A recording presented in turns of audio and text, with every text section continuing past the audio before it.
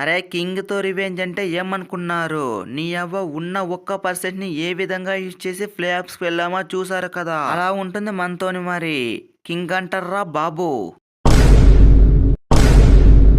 అరే ఏంది ధోని అన్న అంత పెద్ద ఏటిస్వి.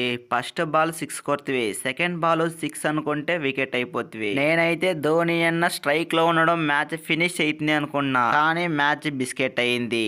పోతే పోని మనకి ఇదంతా ఒక లెక్క కాదు. నెక్స్ట్ ఐపీఎల్ లో చూసుకుందాం. అరే గైక్వాడ్ తమ్ముడు, మ్యాచ్ బిస్కెట్ అవ్వడానికి కారణం నువ్వు.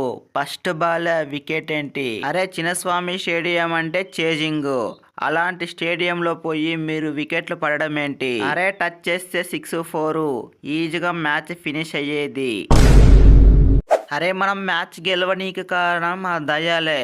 రన్స్ ఎక్స్పెన్సివ్ అయినా మంచి మంచి వికెట్లు తీశాడు. ఎస్పెషల్లీ లాస్ట్ ఓవర్లో ధోని వికెట్ తీయంగానే మనం మ్యాచ్ గెలిచాము, లేకపోయింటే మ్యాచ్ దొబ్బేది. అరే అవును ఫ్యాపు, ఆ దయాల నుంచినే మనం మ్యాచ్ గెలిచాము. అరే మన మ్యాడ్ మ్యాక్స్ ఎంట్రీ అదర్సు కదూ. నీ అవ్వ ఫస్ట్ ఓవర్లోనే మంచి వికెట్ తీశాడు, ఆర్సీబీని మంచి ఫామ్లోకి తెచ్చాడు. అరే నాకు IPL first season play offs qualify కావాలని 60 రన్స్ కొట్టా. ఉన్న రన్స్ మీరైనా కొట్టి మ్యాచ్ గెలిపించు కదా. అరే ఏంది దూబే బ్రో, నువ్వు అంత మంచి ఫామ్ లో ఉన్నవాడే 15 బాల్కి 7 రన్స్ కొట్టి అవుట్ అయ్యావు. అరే చిన్నస్వామి స్టేడియం చిర్రెక్కిపోతావు అనుకున్నా, కానీ టెస్ట్ మ్యాచ్ ఆడేసి వచ్చావు.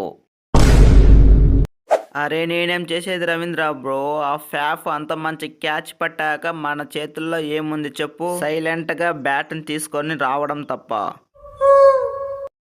అరే ఏమైనా మన ఆర్సీబీ చాలా గ్రేట్ ఫ్యాఫ్. ఉన్న 1% యూస్ చేసుకుని మనం మ్యాచ్లు గెలుచుకుంటూ ప్లే ఆఫ్స్ కు వచ్చాము కదూ. అరే వరుస పట్టి 5 మ్యాచ్లకు 5 వరుసకు గెలుచుకుని వచ్చాము. ఒక్క మ్యాచ్ అంటే ఒక్క మ్యాచ్ కూడా ఓడకుండా. ఇంత మంచిగా పర్ఫామ్ చేశాక మనకు కప్పు రాకుండా పోతుందా? ఈసాల కప్పు నందే.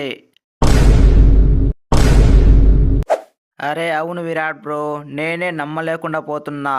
మనం 5 మ్యాచ్లు గెలిచామా అనిపిస్తుంది. ఫ్రెండ్స్ ఈ వీడియో మీకు నచ్చట్లయితే తప్పకుండా వీడియోని లైక్ చేసి మన ఛానల్ సబ్స్క్రైబ్ చేసుకోండి.